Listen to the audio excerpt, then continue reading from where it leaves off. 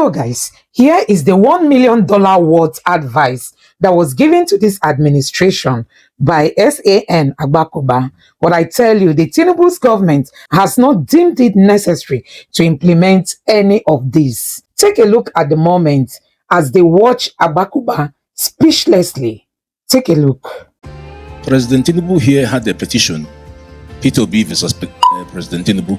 When I checked all the petitions, I actually found out that the petitions would have been best addressed to INEC. P2B has no quarrel with Mr. President. If you look at what he stated in his petition, it was like a refereeing a match and aligning a goal for Chelsea, and then Chelsea petitions against say Arsenal. Well, it's not Arsenal's, it's the referee. So we need to adopt the Kenyan model. The Kenyan model is very simple. A petitioner presents a petition which, if it raises reasonable cause, it convokes a tribunal. The tribunal turns to their own INEC, not to the respondent. So justify the election. Were the PVCs working? Was the BVACs working? Those are not issues that would concern Mr. President. Those are issues that would be addressed to the Election Management Board. In that way, you will find that the pressure will now turn to the Election Management Board to do their work properly. Because when there's a challenge, the petitioner and the respondent don't fight each other. It is the INEC that carries the brunt.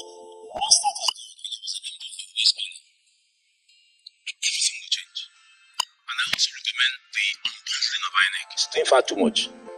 INEC is the largest printer of papers in Nigeria. That's not their job. It's not their job to be printing. INEC is doing far too many things. So in the waste petition, in the waste report, we recommended removing the function of regulating. So guys, do you think Tinubu will want to listen to this advice to unbundle INEC, especially in the aspect of INEC being the one printing some of these papers, like ballot papers and all that? That is why some of the times during elections, you see some of these politicians having in their possessions, some result sheets, some ballot sheets and all that, because INEC is in charge. Sometimes they print essence that they will give to the people that they align with. So I think this is very, very necessary for INEC, to be let go this position of being the one printing electoral materials. I mean, INEC does everything. This does not happen in any other country, if not in Nigeria. We recommended creating the Electoral Offences Commission.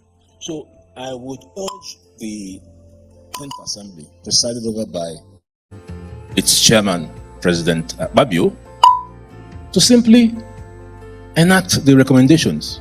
And that will be the end. That was in 2007 or 8. So many years have passed. The Electoral Act makes a mockery of democracy. So we can correct that mockery by passing all the recommendations of the waste panel. Honestly, this one is a no-go area for most Nigerian politicians.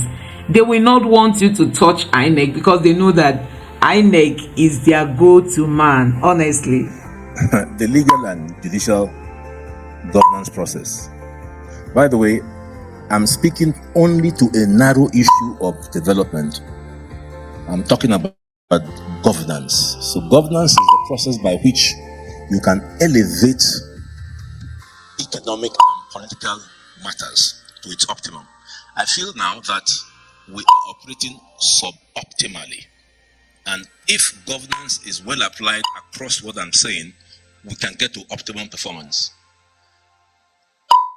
The insertion of Section 315 in the Constitution is a horrendous mistake of lazy people. Horrendous error. So what Section 315 does, it allows, for instance, the law, statute of frauds that was passed in the UK in 1635 to still be on our books. In the case of Rwanda, Paul Kagame took a different view. He set up a National Reform Commission, and they amended, modified, and introduced 1,000 new laws in 3 months. So, Mr. President of the Senate, may I respectfully urge that we do away with Section 315, we review our laws, expunge all that is unnecessary, obnoxious, dead, some of the laws passed by when Mr. President was very active in the civil rights movement, all the laws that the military passed, why are they on our books when we're a democracy? So that ought to go. Then, as the president of the Nigerian Bar Association between 2006 and 2008, I know we have suffered legal failure. If you suffer heart failure, you are dead. So for all intents and purposes, we don't have an effective legal system.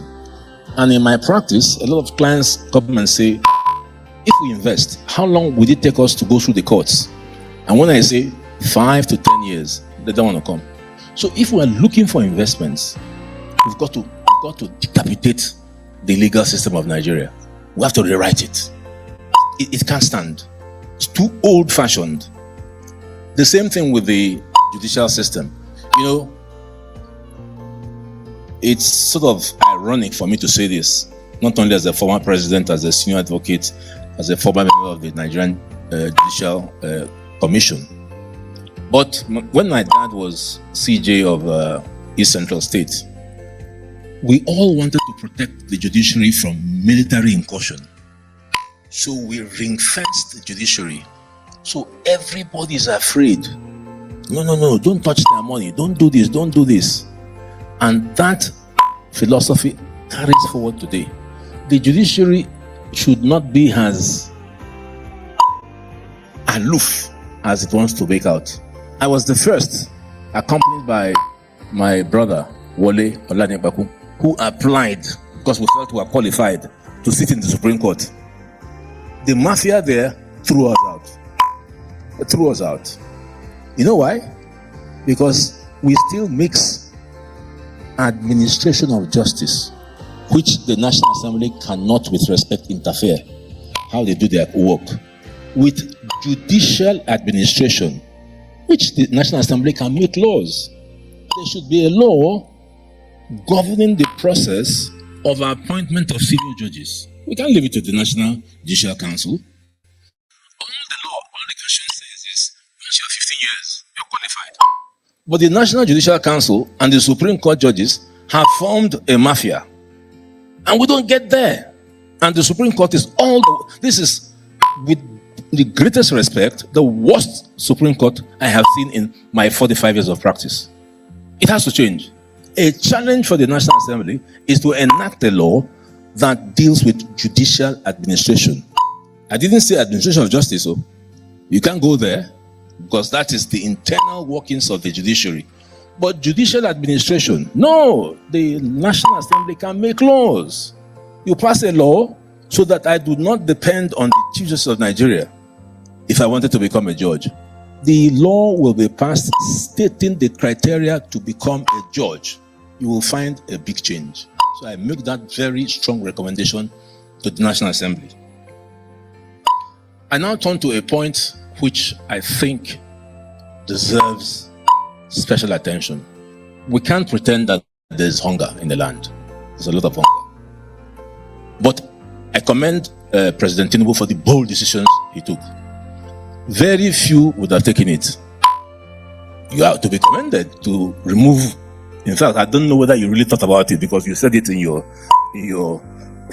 acceptance speech. But that was the correct decision, sir.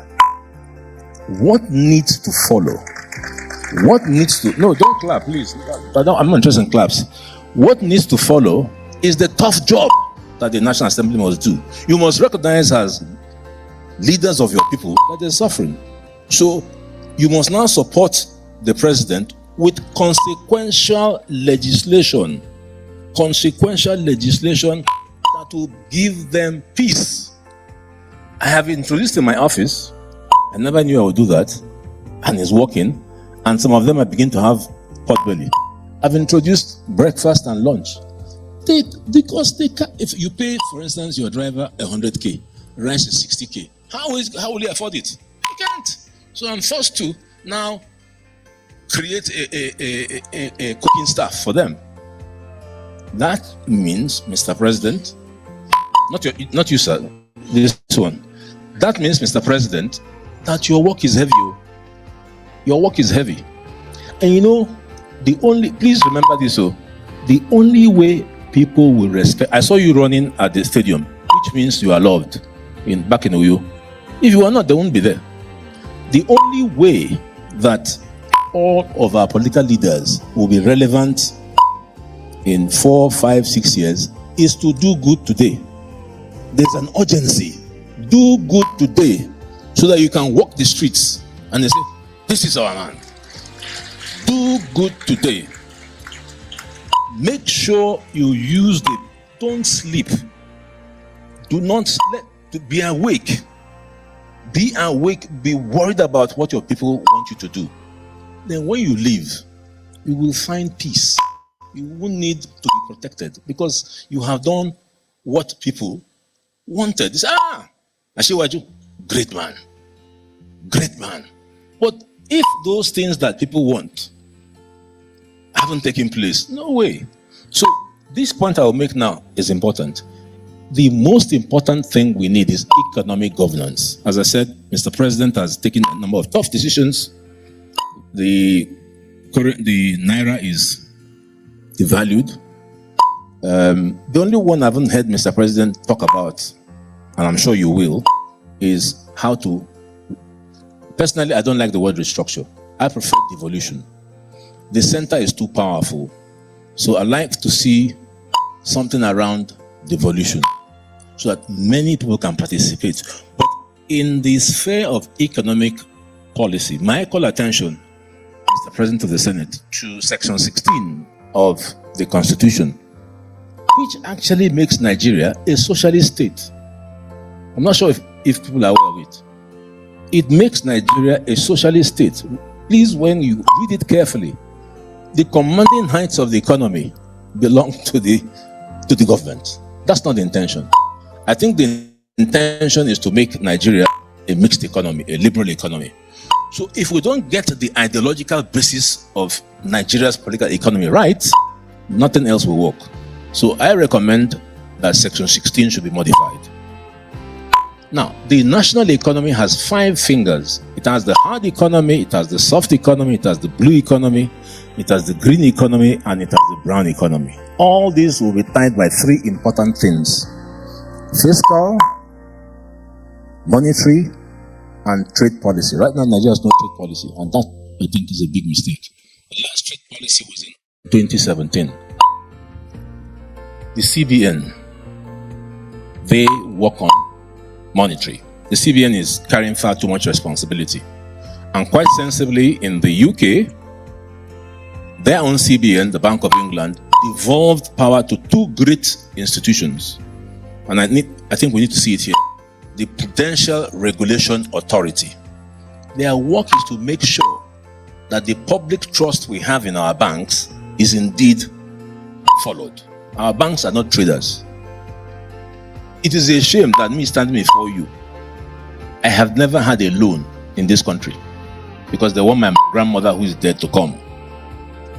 In the UK, I've had loans because the system works. The Prudential Regulation Authority in the UK ensures that the banks work.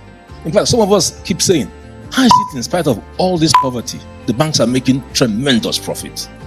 How is it? So where is the money going? We've got to ask, where is it going? Then the banks, if they misbehave, you have the Financial Conduct Authority to keep them in check. So the CBN needs to devolve 2 important powers: supervision and conduct. In the UK, it is retained within the structure of the Bank of England. But there is a huge institution that ensures that oxygen, money, is in the system. How can Nigeria be described as a country that wants to be in the first 10, when it is not a credit economy.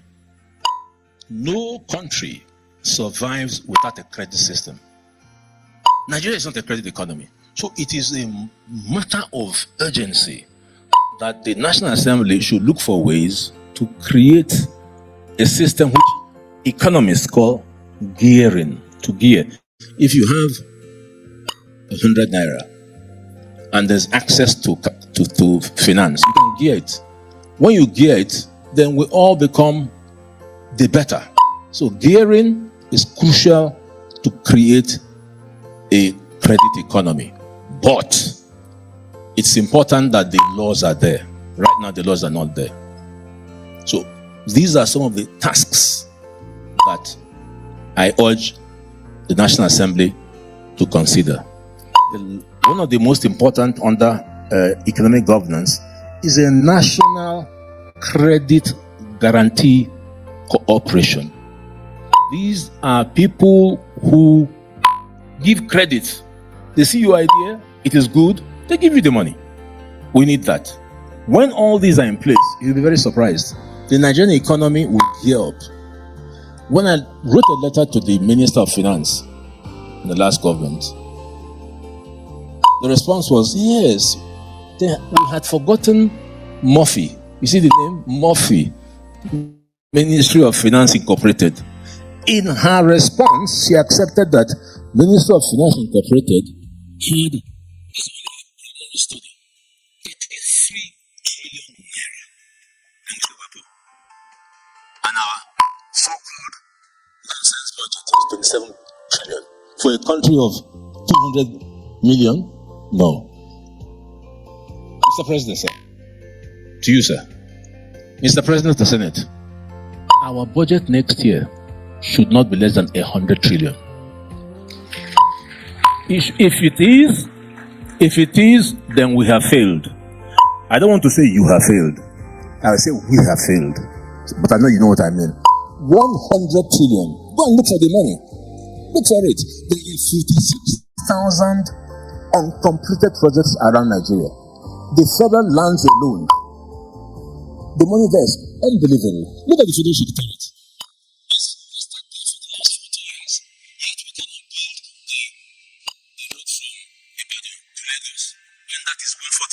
What is it doing there? Sell it. Sell it. And don't be involved in things that the private sector can do. And here I talked to Zach and I told him, and I'm happy that the president's committee mentioned it. No parastatal or department or agency, thank you, should collect revenue. It's not their job. Nimasao, customs, it's not your job. The job of customs is enforcement of customs regulations, not collecting revenue. So all that collection should go to a new National Revenue Agency. They are the ones to collect money, not the individual parastatals that don't even remit. You will then find that the money is not as difficult as you think it is. You can get the money. Because I have only 5 minutes, I'll just quickly show you. Because the president has given a task. Nigeria will be $1,000 trillion economy in 6, let me say 10. It is more than doable. It is doable, but it will require absolute hard work, and that's why I'm pointing out.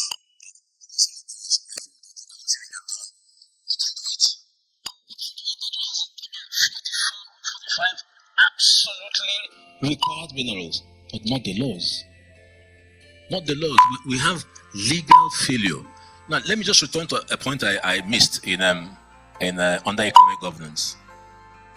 The difference between revenue and capital. There are different things.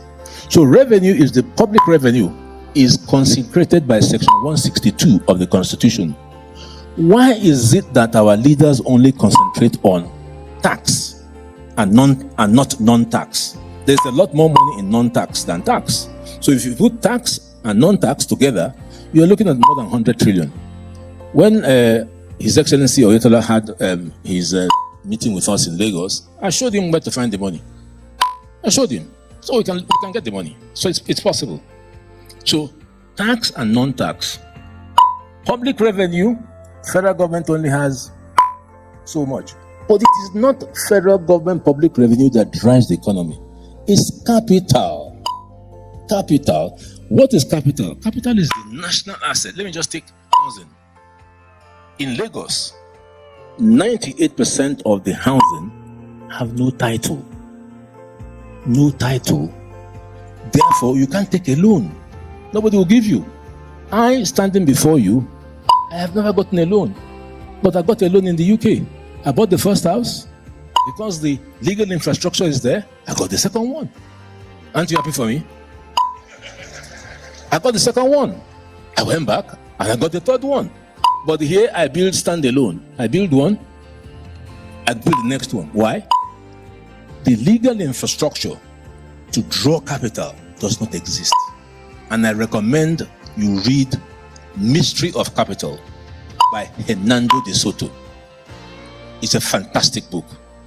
I presume, predictably, that capital, not revenue, is what will drive this $1,000 billion economy, not public revenue, because public revenue is consumed. You don't have much of it. So, I really urge you look at the differences between public revenue and capital. Solid minerals, I've already mentioned it. Trade policy. We can't be a dumping ground. We need to have our own local WTO, which I call the National Trade Office. The last gentleman there who came from WTO, the late Ambassador Osako, did a tremendous job, but he wasn't empowered. So we need two things here. A trade policy. We need a National Trade Office established by Parliament. Then we need trade remedies legislation. So the trade remedies legislation is the countervailing power that checks when to raise tariffs. If Trump could do that, the so-called liberal democracy, why can't we do that? They tell us that no, keep your doors open, and they pour things here. Now, if people keep pouring things here, how can you grow? So we need to worry about the appropriate trade policy. Right now, Nigeria is a dumping ground. And as a dumping ground, we're unlikely to develop. They will be dumping. China is dumping. The China-Nigeria trade agreement ought to be torn to pieces. It ought to be torn to pieces. It is so unbalanced. We have about 29 multilateral and bilateral treaties. Some were written in 1959 when we were not even independent. I hope you know that the people in Paris, they still collect money from Mali, from Niger, and all that. That cannot be if you want to be a sovereign country. Maritime governance, that's my specialty. Well harnessed, I told His Excellency the Minister of Marine and Blue Economy. And by the way, Mr. President, thank you very much for that. That was a great move to create that ministry. It will be the cash cow if the laws are there. If, for instance, I told President Akpabio, I'm your surveyor, you told me to go and survey your land, which you said is only 1,000 square meters, and I told you, no, it's actually 5. You said, really? You said, please fence it. I was part of the team that studied Nigeria's EEZ, and we're one of 8 countries that the UNCLOS gave an additional 150. We're doing nothing. The Chinese come in the top restaurants in Hong Kong. They refer to it as Nigerian tiger prawns. We are one of the world's leaders in tuna. We have such wealth in our aqua systems that it's a shame we don't understand how to use it. We need to have strong laws. The last time I spoke, I said, we need to have a coast guard. How can you not have a coast guard? Anyone can come to your place, steal your fish in the night and run away. A coast guard, Mr. President, crucial. A coast guard for all sorts of things. So the 1 trillion dollar economy is possible. Piece of cake. It just requires what one of my partners sent to me. Smart. National Assembly must be specific. Don't get up at 9 and come to work at 11 and leave at 12. No. You must be there for the people.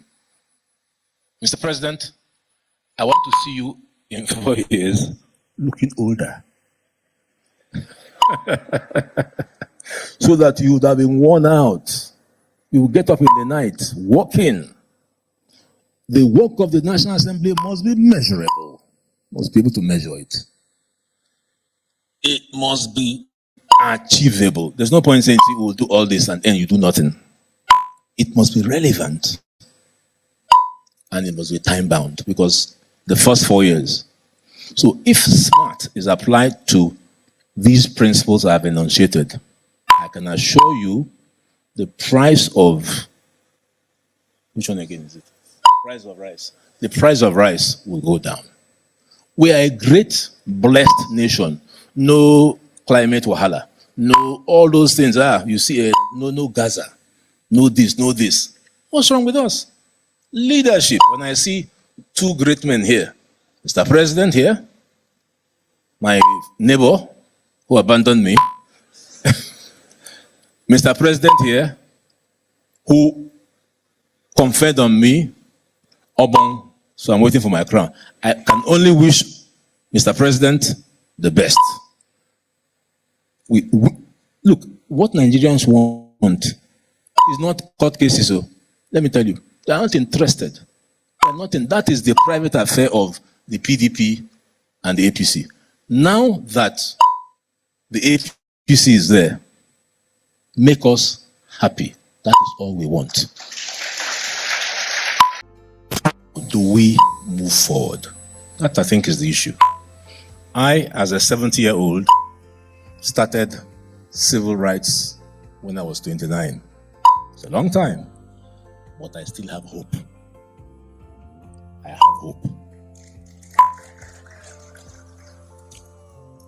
But I would like to draw attention. I'm happy the NSA is here because I also studied counterintelligence and insurgency policy at SOAS in 1980. We need peace, security to develop. We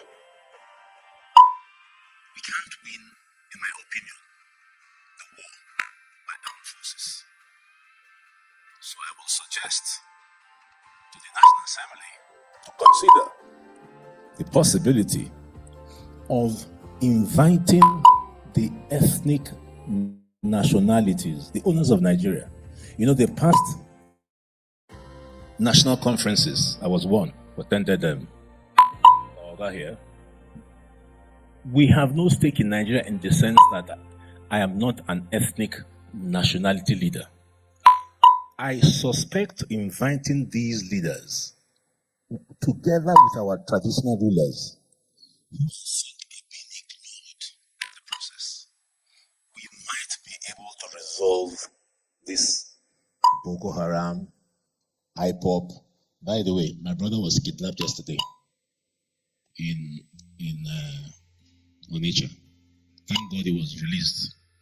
He said his name was Nnamdi Obiora. When they searched his bag and saw my name, they said, "You can go." So I'm thankful for that. But that is not what we want.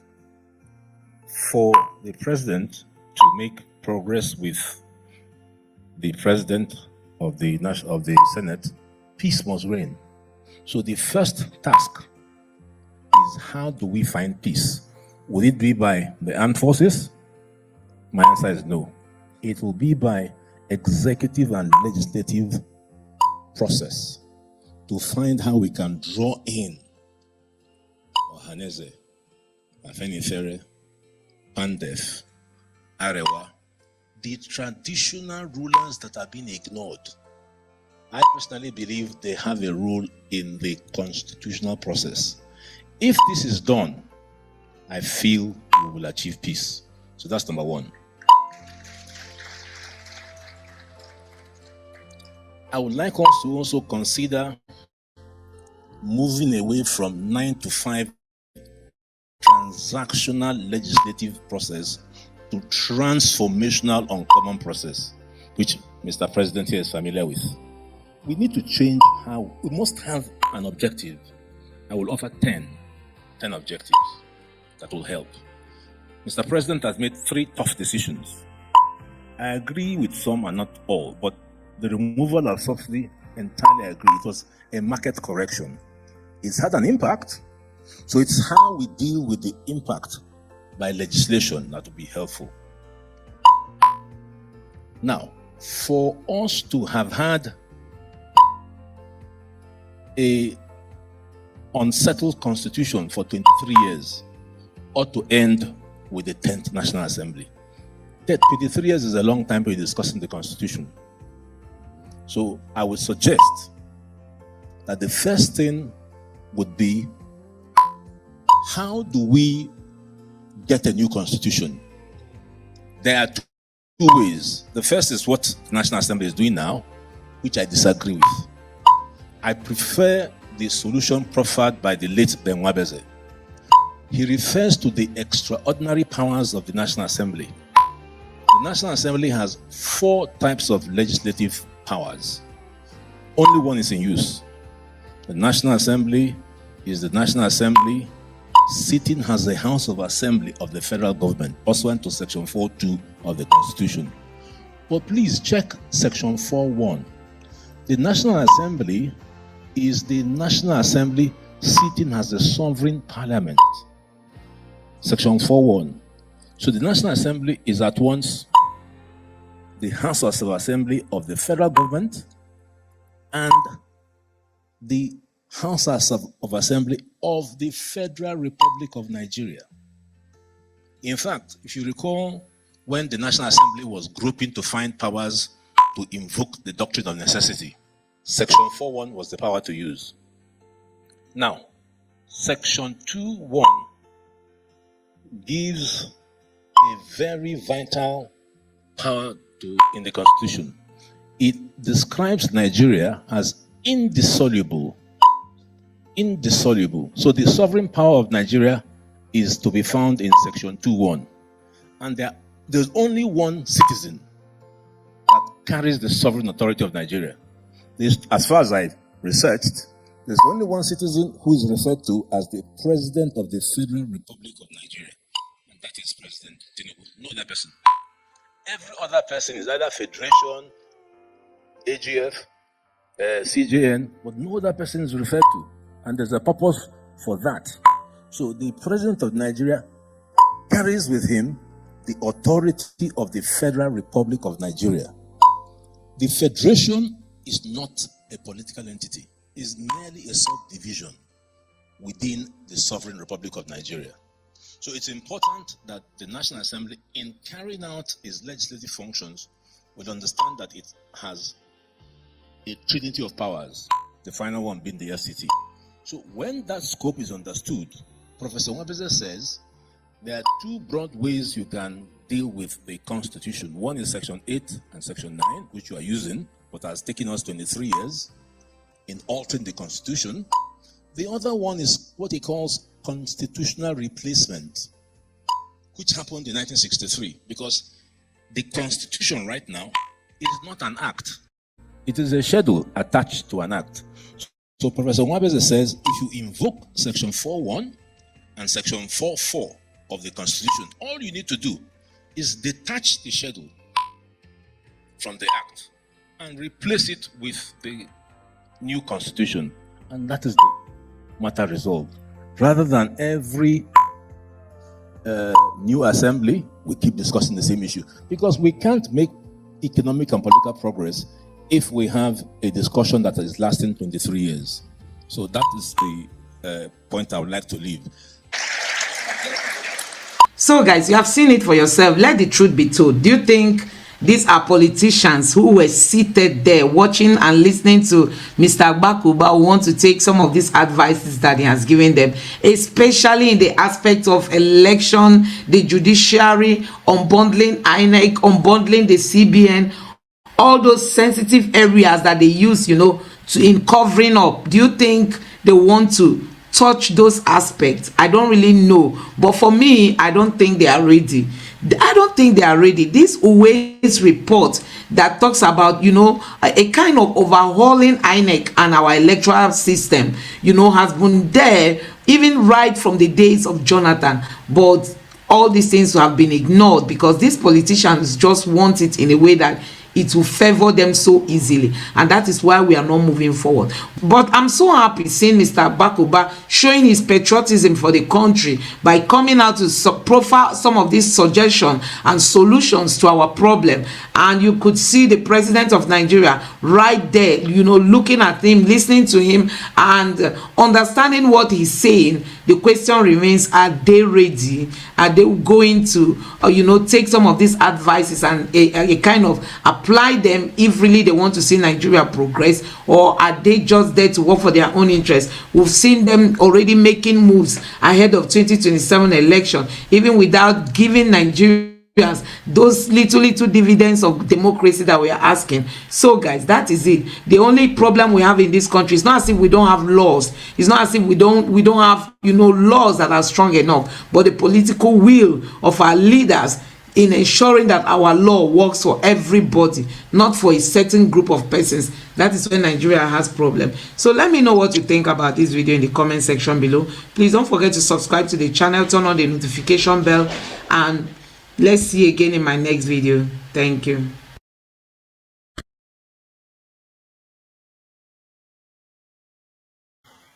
So guys, without wasting your time, I know you must have heard what Mr. Agbakoba said in this video.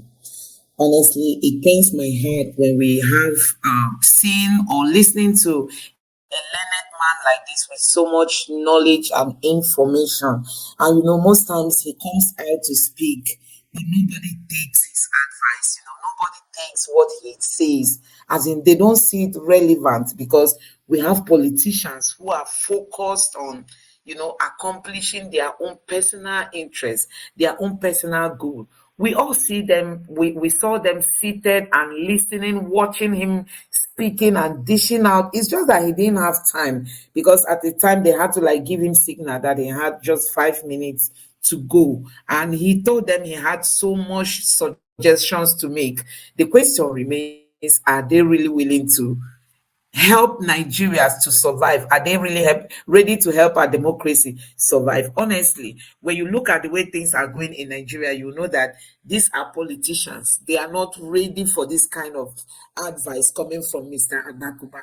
But we just look forward to a better Nigeria. And like I always advise you guys, please don't say it does not concern you. It is our responsibility to ensure that we retire all these politicians. You see them seated there, they are not having any plans for you and I. Honestly, they don't. You can imagine the president of Nigeria is telling Nigerian doctors who have jackpot to return back to the country. Should they return, where are they going to start from? We don't have money. I don't know if you have seen the CBN governor saying that the scarcity of naira that is currently rocking Nigeria is because people are hoarding naira. What are people hoarding naira for? Naira that the value is depreciating every day. What are people going to do with it?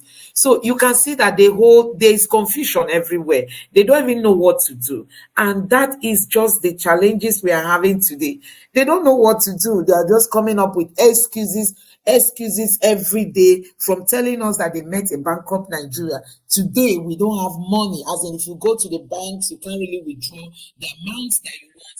And the CBN governor is saying that people are hoarding naira. Who will want to hoard naira? People are not hoarding naira. People will prefer to hoard foreign currencies, not even Nigerian currency, that they don't even know the fate of the naira tomorrow. So there's confusion everywhere. When Tinubu came, he said he's depending on his team shift, that he has a very strong team that is going to help him deliver. But we are still waiting for that time for them to deliver. But from all signals that we are seeing, there is confusion. And like one person said, that when you steal the people's mandate, you hardly do anything profitable with it. And that is just what is beginning to unfold. These people, they just force themselves into that position of leadership, and they are still struggling, at least to even find their feet before telling us what they actually want to do for Nigeria. So we just look forward to a better Nigeria. And I want to quickly say that Tinubu has decided to weigh in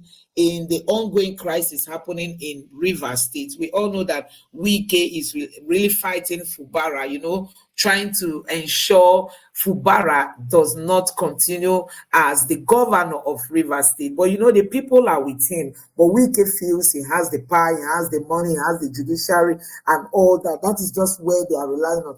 They want Rivers State to become an APC state. All these things are plans ahead of 2027 election. And like I've always said, that it's very painful seeing the kind of problems Nigeria is facing today. These politicians are busy thinking about 2027.